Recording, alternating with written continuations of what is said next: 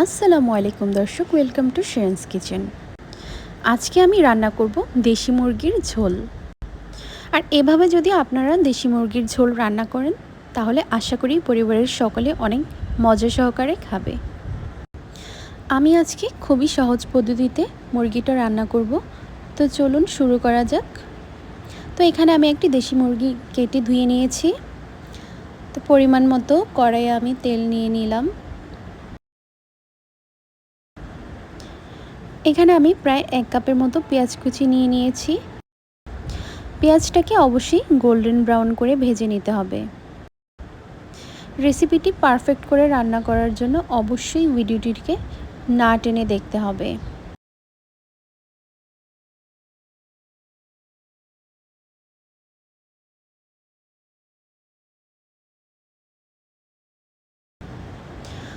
পেঁয়াজটাকে একেবারে গোল্ডেন করে ভেজে নেব আমি, কিন্তু এই পর্যায়ে যখন পেঁয়াজটা একটু নরম হয়ে আসবে তখন এর মধ্যে আমি অ্যাড করে দেব গরম মশলা।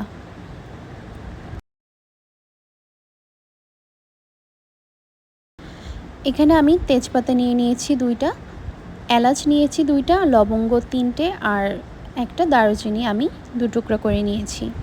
এবার এগুলোকে ভালো করে মিক্স করে নিতে হবে। এই পর্যায়ে যদি আপনারা এটা অ্যাড করেন তাহলে অনেক সুন্দর একটা ফ্লেভার আসবে।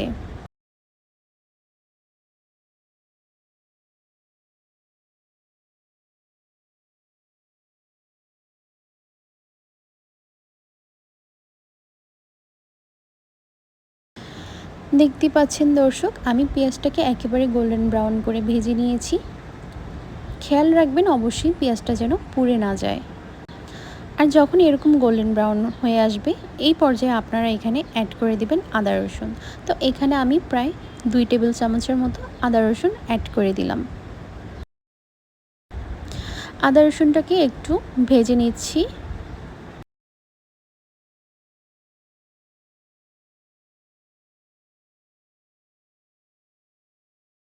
তো এই পর্যায়ে আমি একটু পানি অ্যাড করে দিচ্ছি, তা না হলে মশলাটা পুড়ে যাওয়ার সম্ভাবনা আছে।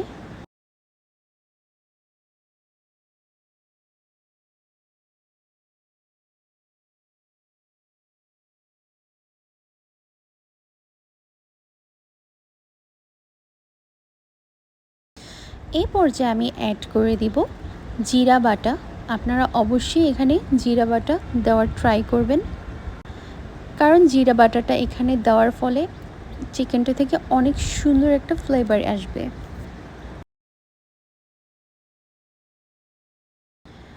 জিরা বাটাটা দেওয়ার পর এখানে আমি অ্যাড করে দিচ্ছি প্রায় 1 চা চামচের মতো বাদাম পেস্ট। মুরগি রান্নাতে এই বাদাম পেস্টটা দেওয়ার ফলে এর টেস্টটা অনেক বেশি বেড়ে যায়। তো আমি আরেকটু পানি অ্যাড করে দিলাম।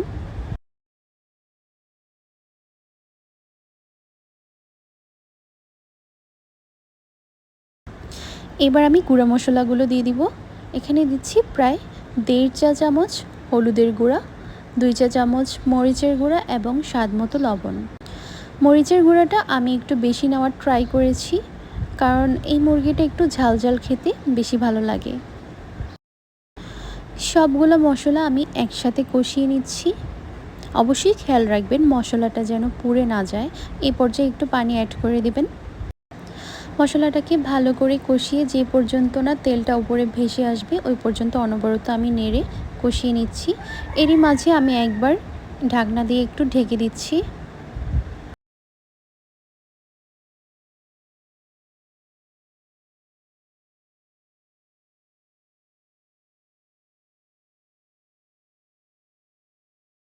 দেখতেই পাচ্ছেন দর্শক, মশলাটা একেবারেই কষানো শেষ, তেলগুলো হালকা উপরে ভেসে উঠছে। এই পর্যায়ে বুঝে নেবেন যে মশলাটা একেবারেই রেডি। দর্শক, যেহেতু আমি গ্রামের বাড়িতে এসেছি এই জন্য আমার এই পরিবেশে রান্না করতে হচ্ছে, আপনারা বুঝতেই পারছেন হয়তো। আসলে গ্রামের সবাই মিলে এরকম দেশি মুরগি একসাথে খাওয়ার মজাটাই কিন্তু আলাদা। আপনাদের কার কার গ্রামের বাড়ি কোথায় অবশ্যই আমাকে কমেন্ট করে জানাবেন। মশলাটা কষানো একেবারেই হয়ে গিয়েছে। এই পর্যায়ে আমি এখানে চিকেনগুলো অ্যাড করে দিব। আর আর হ্যাঁ দর্শক, আপনারা যদি আমার চ্যানেলে নতুন হয়ে থাকেন তাহলে অবশ্যই চ্যানেলটিকে একটি সাবস্ক্রাইব করে পাশে থাকবেন, যাতে করে আমার সকল ভিডিও আপনাদের কাছে চলে যায়। এই জন্য পাশে থাকা বেল আইকনটিকে অবশ্যই প্রেস করে দেবেন। আর দেখতেই পাচ্ছেন এই পর্যায়ে আমি চিকেনগুলো অ্যাড করে দিচ্ছি।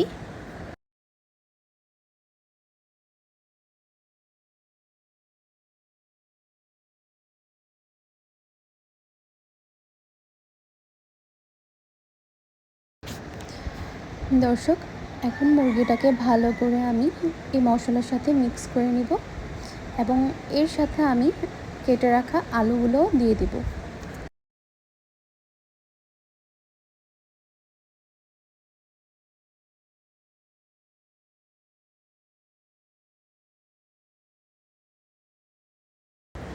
তো আলুগুলোকেও আমি মুরগির সাথে ভালো করে কষিয়ে নিব।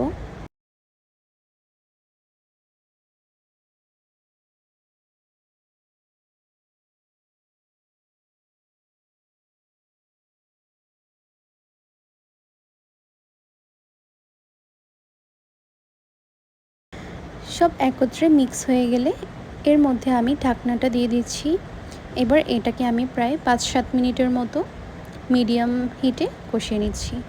প্রায় 5-7 মিনিট পর দেখতেই পাচ্ছেন চিকেনটা থেকে কতটা পানি উঠেছে। তো এর মধ্যে আমি আরও কিছুক্ষণ মুরগিটাকে কষিয়ে নিচ্ছি।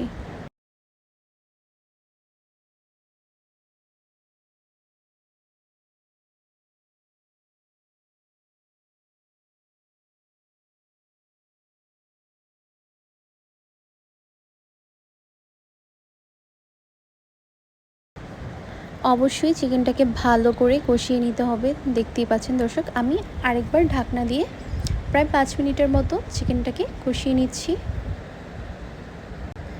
প্রায় 5 মিনিট পর এই পর্যায়ে আমি এখানে অ্যাড করে দেব ঝোল। যেহেতু আমি আজকে চিকেনের ঝোলটা রান্না করছি, তো এর জন্য আমি এখানে আমার পরিমাণ মতো পানি অ্যাড করে দিচ্ছি।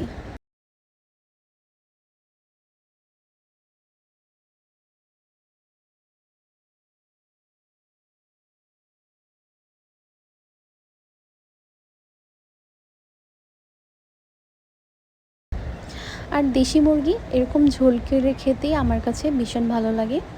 তো আপনারা কিভাবে রান্না করেন অবশ্যই আমাকে কমেন্ট করে জানাবেন। তো এখন আমি এই পর্যায়ে ঢাকনা দিয়ে ঢেকে রাখছি। প্রায় 10 থেকে 15 মিনিটের মতো আমি এটাকে কুক করব। তো দেখতেই পাচ্ছেন দর্শক, চিকেনটা একেবারেই রেডি। এই পর্যায়ে আলুটাকে আমি একটু চেক করে নিয়েছি যে আলুটাও একেবারে সিদ্ধ হয়ে গিয়েছে।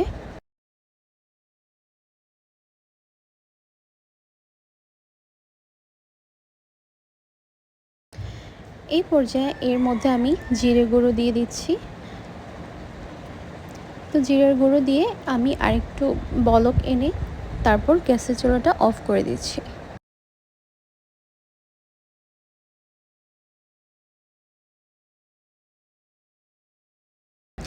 দেখতেই পাচ্ছেন দর্শক, কালারটা কতটা সুন্দর এসেছে আমি আপনাদেরকে বাটিতে ঢেলে দেখাচ্ছি।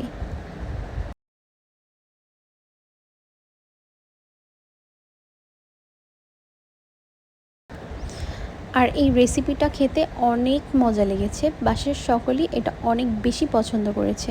খুবই সিম্পল উপায়ে আমি রান্না করেছি। কোনো এক্সট্রা বাজারের কোনো গুঁড়া মশলা আমি এখানে অ্যাড করিনি।